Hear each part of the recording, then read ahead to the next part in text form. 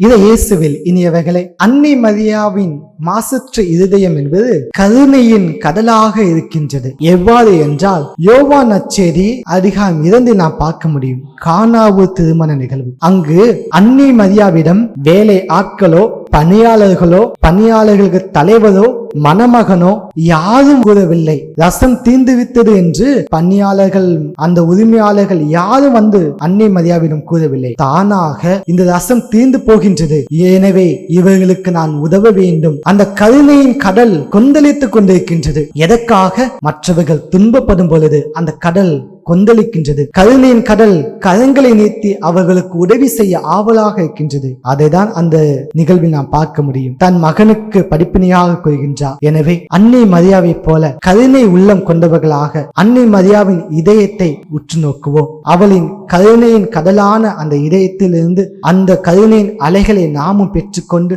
நாமும் மற்றவர்களுக்கு கருணை உள்ளத்தோடு இருக்க பயணிப்போம்.